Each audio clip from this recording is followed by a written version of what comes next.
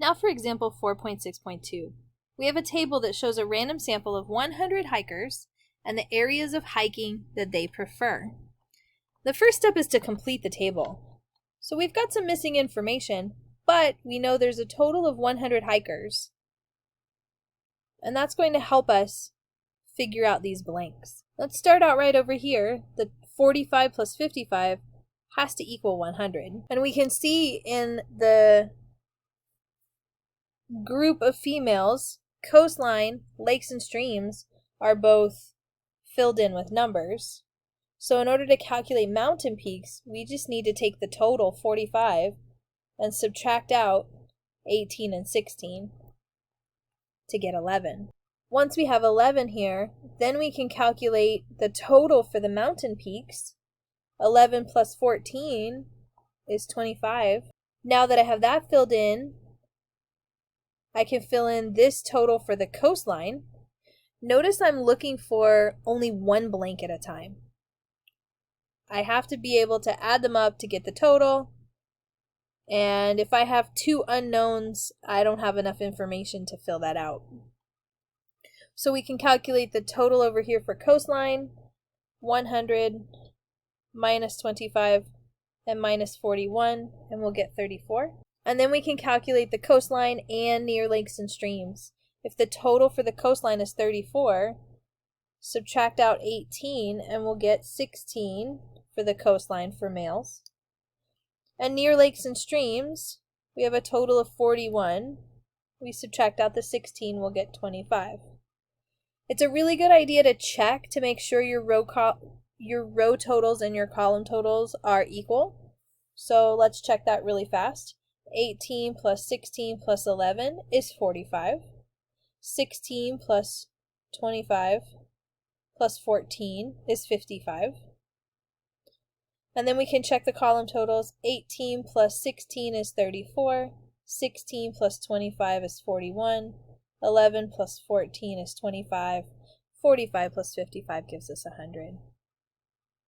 So we're able to fill out the table even with missing information. Part B, are the events being female and preferring the coastline independent events? And we've got some steps that actually walk us through what it means to be independent events and how to show that. So let's do this over here on the right. Part B, step 1, find the probability of female and coastline. When we're given information in a table like this, female and coastline, we want to know how many are both female and preferring the coastline. That number is 18. So 18 out of 100, or 0.18. Part 2 says find the probability of female times the probability of coastline. So step 2, probability of female times probability of coastline. So I'm going to separate them so we can see them. And we're always going to divide by 100 because that is what we're doing here. Our total is 100. We're going to divide by 100. Female total is 45. Coastline total is 34. If we multiply these together, we get 0.153. Although it's close to 0.18, they are not equal. So in step 3, are these two numbers the same? No.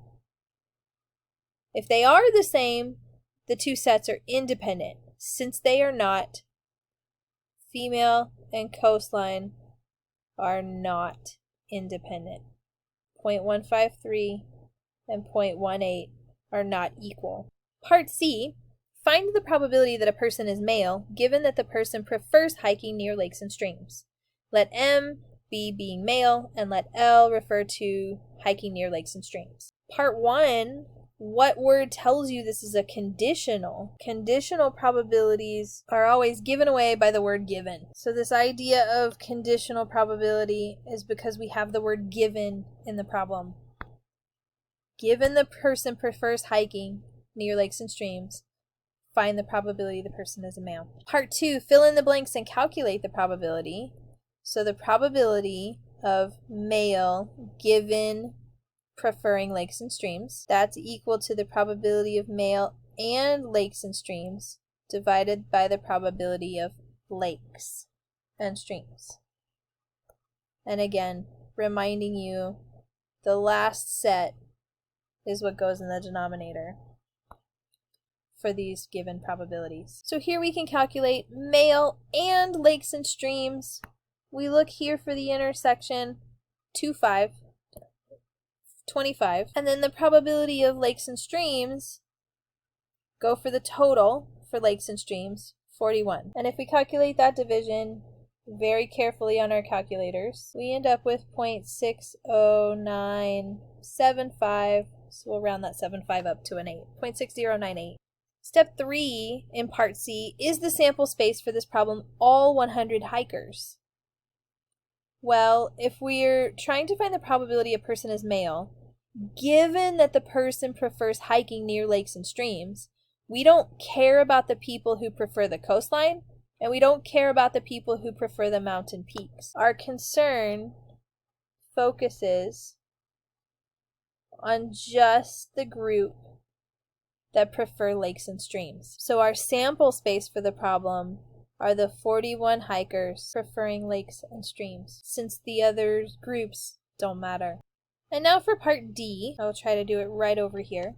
Find the probability a person is female or prefers hiking on mountain peaks. So let's start out with probability of female. Total female, 45 out of the total 100. We get 0.45. Probability of mountain peaks. We look at the total mountain peaks, 25 out of 100. Then we're asked to find female and mountain peaks. Female and mountain peaks refers to just the 11 that are in both. Once we have the probability of female, the probability of preferring mountain peaks, and the probability of both, we can now calculate OR. So the probability of female or mountain peaks, we're going to set up the addition rule for probabilities. Probability of female plus probability of mountain peaks minus the probability of the intersection, because we do not want to double count. And so 0.45 plus 0.25 minus 0.11 will give us 0.59 for our probability of a person being female or preferring hiking on mountain peaks. There is a slightly different way to do the same problem other than the steps that they give you if we're given a table like this. So since we're looking for female or mountain peaks, I'm going to highlight my group of females and I'm going to highlight my mountain peaks, and we can count in such a way so that 11 who are both don't get counted twice. Maybe by this illustration too, you can see why we're counting them twice. The 0.45 coming from the 45 females out of the total, the 0.25 coming from the 25 mountain peaks divided by the total, and we're counting this 11. The 11 gets counted in both of those numbers, and that's why we have to subtract one of them out. And I hope that gets you a little bit more help on learning about conditional probabilities and independence.